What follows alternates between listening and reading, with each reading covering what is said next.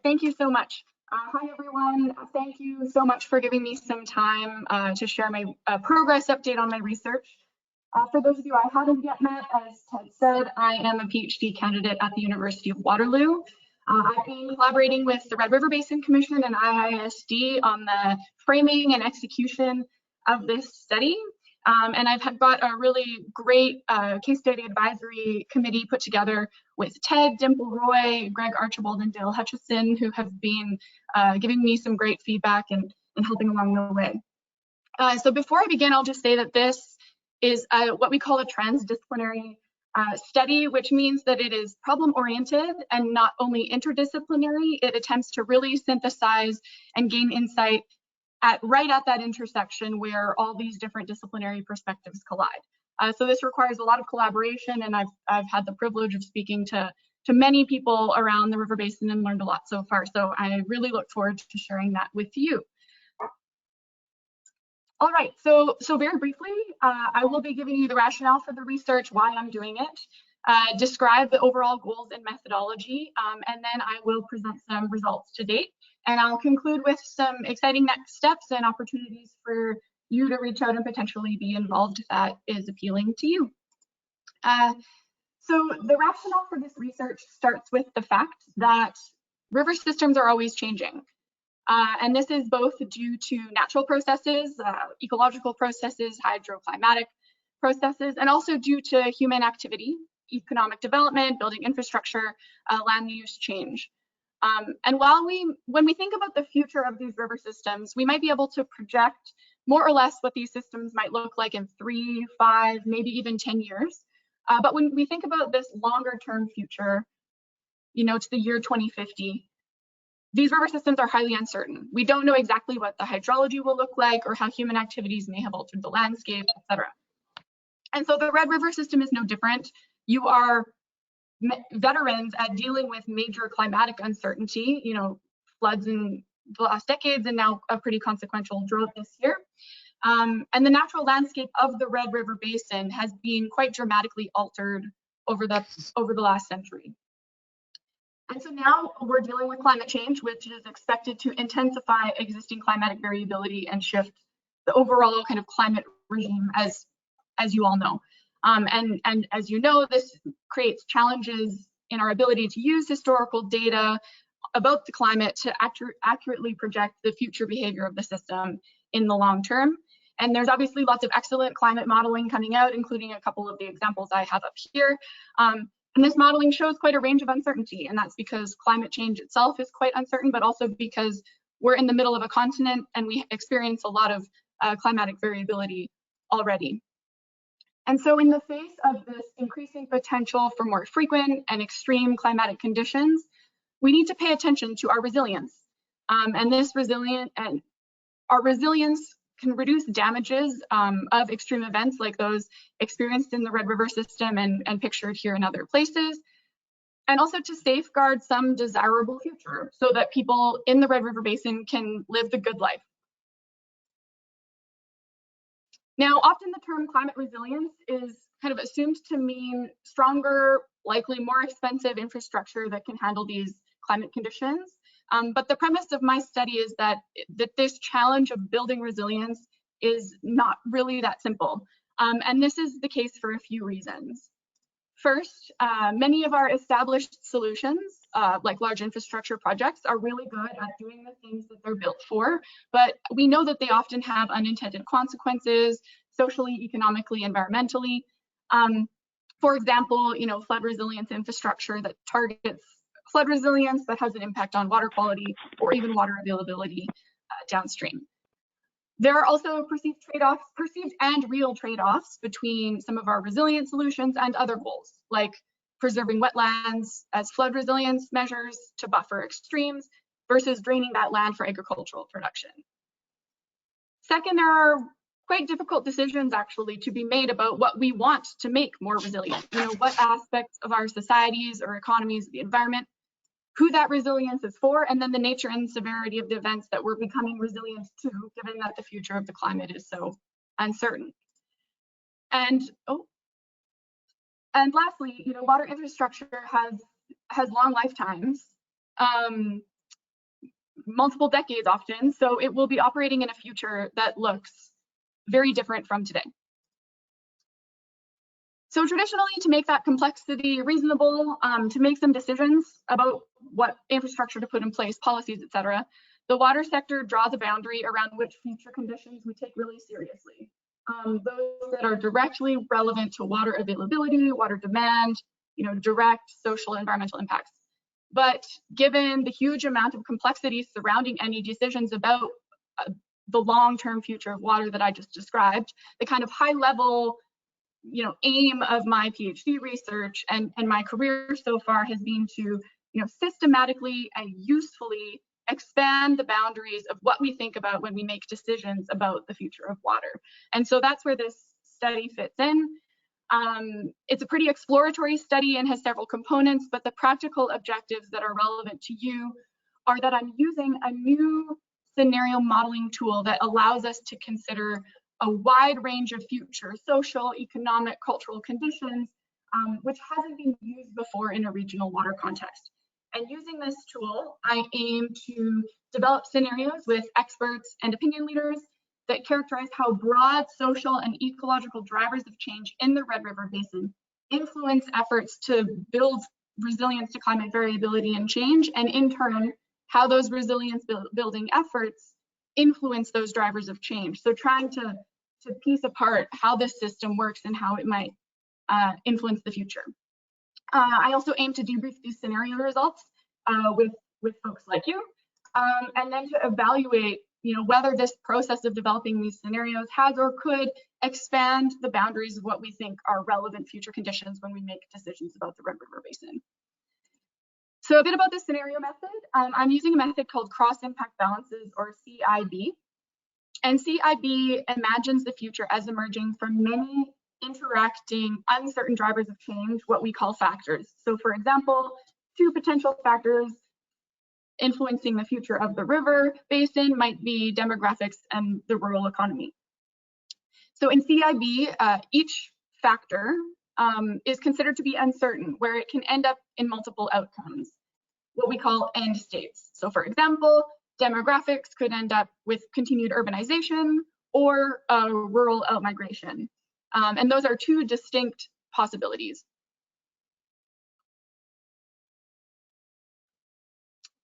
In CIB, these end states influence each other, where the state of each factor would influence which state other factors are in. So for example, if the state of the rural economy focused on intensive agriculture, that might influence demographics toward continued urbanization.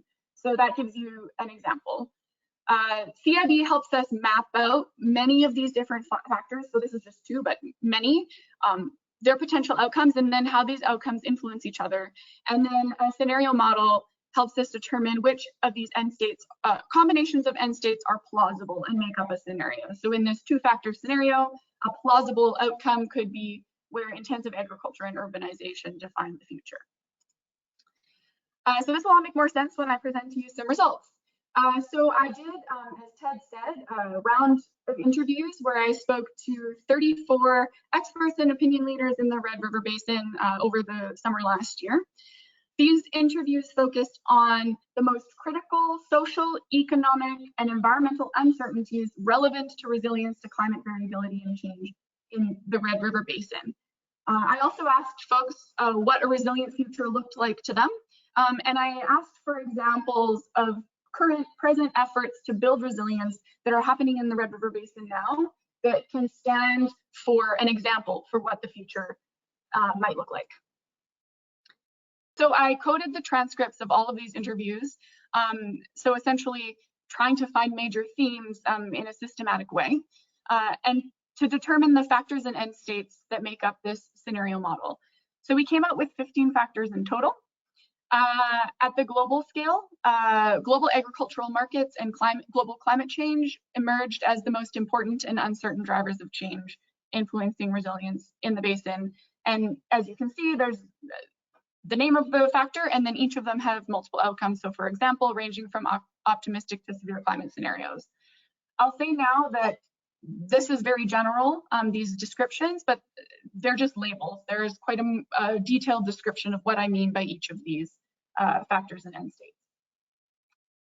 At the river basin scale, the three most important and uncertain ecological factors were the state of the regional climate, water quality both in the river itself and in downstream Lake Winnipeg, and ecological integrity overall. At the river basin scale, social, economic factors that came out as most important and uncertain included overall demographic trends, the dominant cultural and political drivers of decision-making about water, the state of the rural economy, whether Indigenous water rights and values in the Red River Basin were fully recognized or not, and finally water availability, whether it's adequate, whether there's competition and inequalities across different sectors, whether it's chronically deficient over time. And lastly, the five most important and uncertain factors regarding governance and management of the Red River Basin, which might be the most interesting part for you, included first transboundary governance, the nature of transboundary governance, so ranging from highly collaborative with shared goals to independent where cooperation kind of totally breaks down. Second, data and knowledge systems, so whether they're patchwork, not much sharing, not a great understanding of the system as a whole. Coordinated with mostly scientific data, or collective, more bottom-up approach where there's integration across scientific and more local citizen science, Indigenous knowledge, that kind of thing. Third, the government investment approach. So whether there's a conventional approach that focuses primarily on traditional infrastructure, an enhanced approach that, yes, invests in traditional infrastructure, but also considers a broader range of things like natural infrastructure, data and monitoring and that kind of thing, and whether it's reactive, so focused primarily on emergency measures, insurance, that kind of thing, rather than these preventative measures. Here is the approach to infrastructure for resilience. So these, the first one is centralized infrastructure is dominant, kind of continued drainage from the landscape. The second is a coordinated distributed system of ponds and controlled drainage with maybe some managed ecosystems. And the last really prioritizes restoration of natural ecosystems and invest in infrastructure kind of as a second or last resort. And lastly, the dominant level of authority, whether top down or bottom up agencies are empowered with the resources and authority to implement resilient solutions. And so I want to be clear that no single interviewee described all of the factors and end states on your screen. But at least 5 and usually many, many more interviews spoke about each individual component of this in some way. So it really represents kind of a very broad sweeping scope of what folks spoke about. So I did 11 round 2 interviews targeting specific experts on topics on the system, and this focused on how these factors influence each other, and we tried to estimate some numerical representations of those influences. And I don't want to get too in the weeds, but just for those of you who are curious, an example, I might ask a person, if the only thing we know about the future of the Red River in 2050 is that the regional climate is warmer with really extreme unpredictability, a gradual increase in average annual temperature, a high risk of rain-based summer flood events with both floods and droughts possible even within the same year, a lot of variability.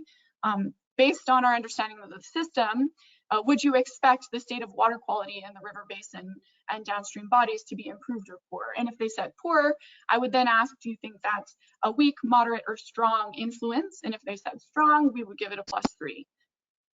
And so once I do that with a bunch of people, revisiting interviews, having more, I have now this essentially a network of influences where all of these different factors are influencing each other, where the state of each factor kind of pushes or pulls on the state of others to make this system, this network, behave in certain ways. And so with this method, I translate all of that into a matrix, which is probably way too small for you to see and doesn't really matter. But CIB helps us then determine which scenarios are made up of end states that kind of reinforce each other and are thus plausible. So we come out with some plausible combinations of end states, which are our scenarios. So I'll just very briefly share some initial results. We came out with 24 plausible scenarios, and I'll show you a couple of examples in a minute. Each scenario paints a picture of what the Red River Basin could look like in 2050. So yes, this looks like quite a mechanical model, but it does help us start imagining these different futures. Most scenarios are a combination of good and bad.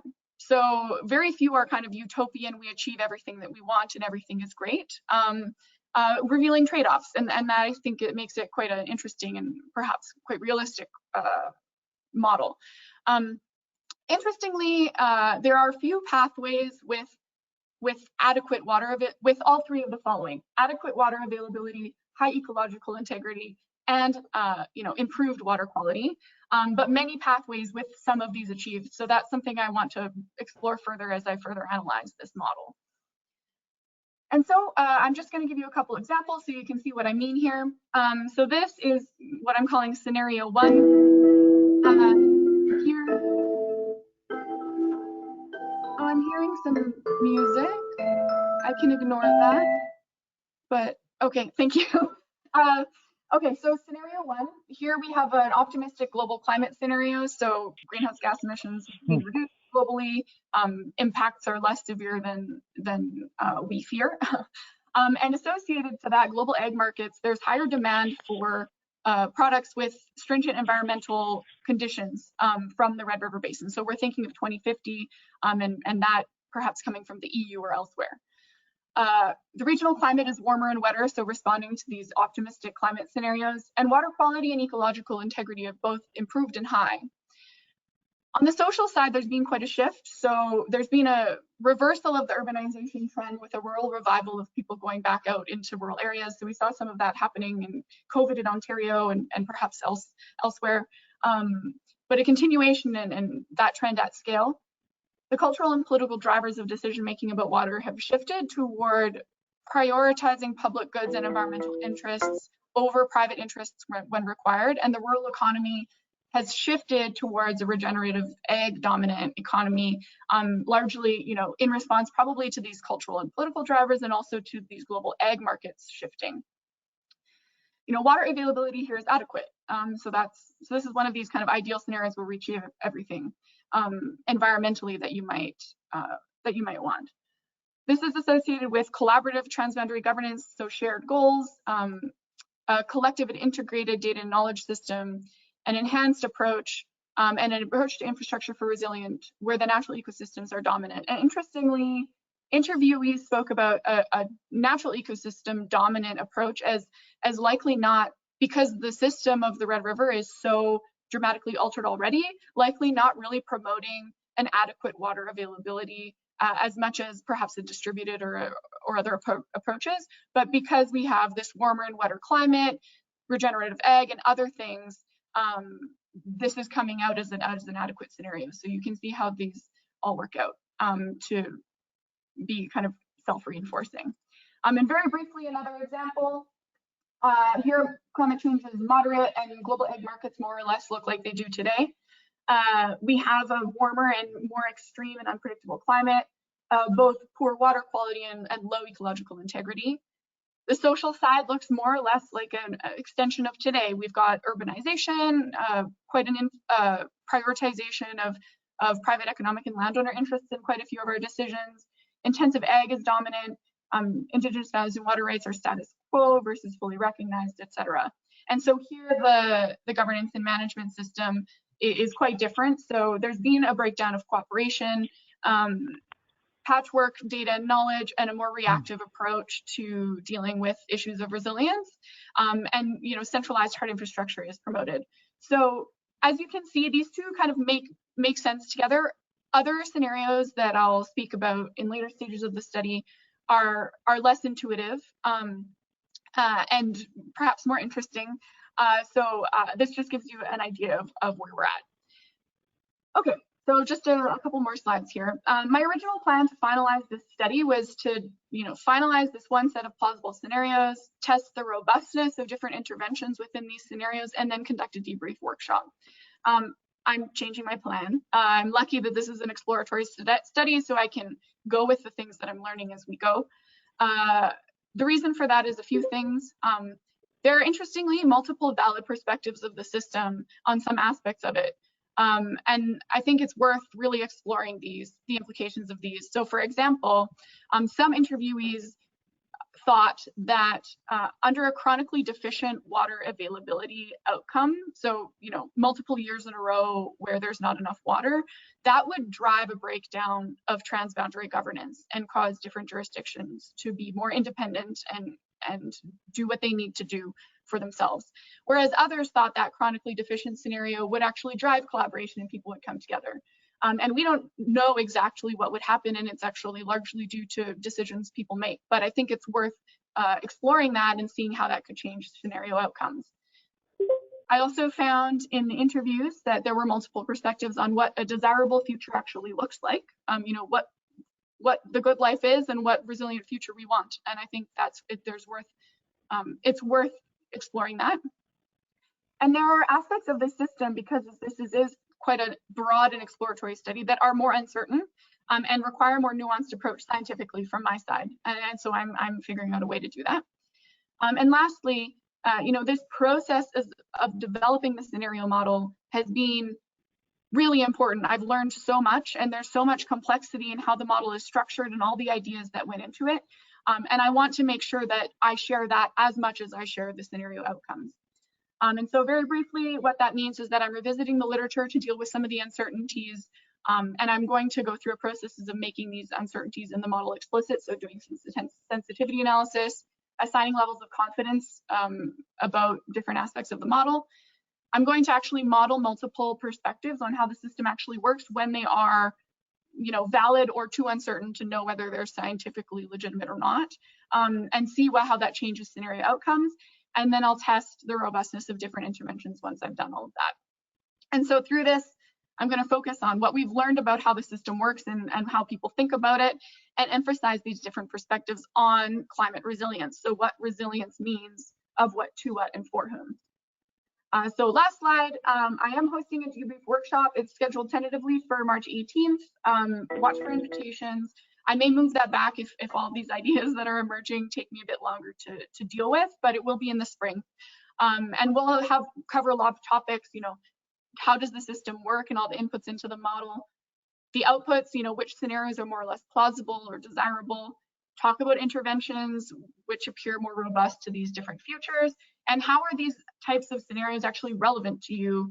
Can they be used in decision making? What opportunities and challenges do they present?